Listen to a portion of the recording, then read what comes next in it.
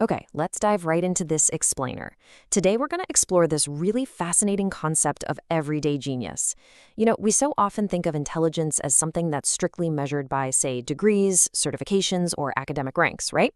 But today we're going to unravel a high-pressure, real-world mystery that absolutely proves otherwise. We're looking at a concept called situational intelligence, and we're going to do it by unpacking a true story about a man whose quiet, everyday brilliance actually earned him the incredible nickname of the Walking University. So I want you to just picture this scene for a second. It's a chaotic day on site. Suddenly, the managing director comes rushing in. There's this super urgent setup underway in the dining hall for a major program. It's being organized by the ISUS Yuba Posse Group, and it's fully funded by the FAC Council. So, what does that mean? VIPs are involved, and the stakes are incredibly high. Out of nowhere, the MD urgently demands to know right then and there, by the way, what is the length of the hall? Now look at the dynamic here. On one side, we've got the official site supervisor. He is formally in charge, but faced with the MD's sudden demand, he completely draws a blank. The guy just didn't know. He's totally stressed out, empty-handed, and frankly, panicking. But then on the other hand, you have a father who just happens to be calmly passing by the commotion. He isn't the supervisor, he obviously isn't holding a blueprint, and he certainly doesn't have a tape measure on him. Yet, without even skipping a single beat, the observant father casually drops the exact number. It's 500 meters, sir. The delivery is just so certain, so grounded in absolute fact, that it instantly convinces the MD. No follow-up questions, no second thoughts. The MD just accepts it and leaves, completely resolving the crisis right there on the spot. But guys, here is the real mystery we have to talk about. How on earth did he know that? Let's just stop and think about this for a second. We are talking about a 500-meter span. That is a massive space. It's not some tiny room you can just easily eyeball. So how did he possess the exact precise measurement of this dining hall without ever rolling out a single inch of measuring tape? All right, let's get into part 1, unlocking the cable math. To really understand this, we need to hit the slow motion rewind button. Earlier in the week, the father was out going for a routine site inspection, just walking the grounds, doing his normal rounds. But he was doing something that most people honestly just forget to do. He was actively listening to his environment. During those rounds, he happened to overhear a technical conversation from the IT camera installation team. They were casually chatting and mentioned that 2 rolls of CAT networking cable were being used on both sides of the hall. Furthermore, they noted that an addition of exactly 100 meters was required to cascade the setup. And this is the brilliant part. He naturally mapped out those physical dimensions right there in the background of his mind.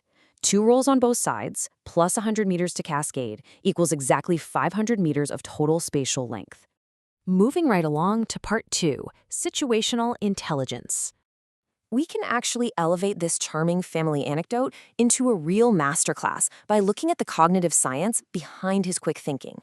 Because let's be clear, this wasn't just a lucky guess, and it certainly wasn't magic. It is a textbook example of a highly valuable cognitive trait known as situational intelligence. Simply put, it's the ability to absorb, process, and apply environmental details to solve problems in real time. True intelligence doesn't just come from reading textbooks or memorizing manuals or holding some fancy formal degree. It comes from this exact concept, being deeply present and continuously absorbing the world around you so that information is locked and loaded the exact moment you need it. So the really crucial point here is that he seamlessly utilized 3 distinct cognitive skills all at the same time. First up, mental mapping. He took a technical detail, in this case networking cable length, and translated it directly into spatial distance. Second, pattern recognition. It's like a giant puzzle. He connected the dots between the IT team's wiring requirements and the physical boundaries of the building itself. And third, confident precision.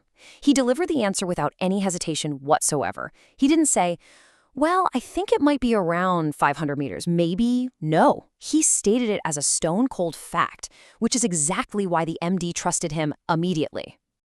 And that takes us to part 3, the power of observation. This really brings us to the ultimate takeaway for how we navigate our own daily lives.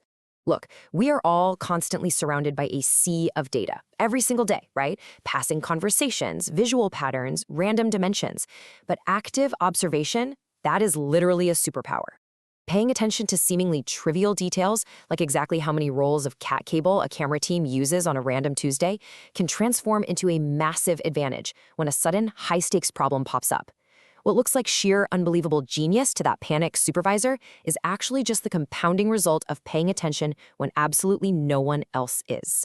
And that quiet brilliance rightfully earned the father this magnificent and totally accurate title, the Walking University. It is such an incredibly fitting tribute.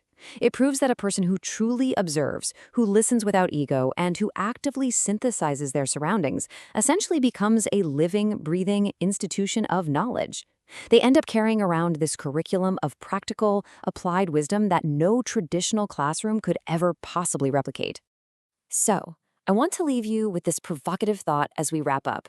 If you treated your surroundings like a classroom today, if you actually tuned in to the background noise, the measurements, the passing conversations happening all around you, what invisible mysteries might you be able to solve tomorrow?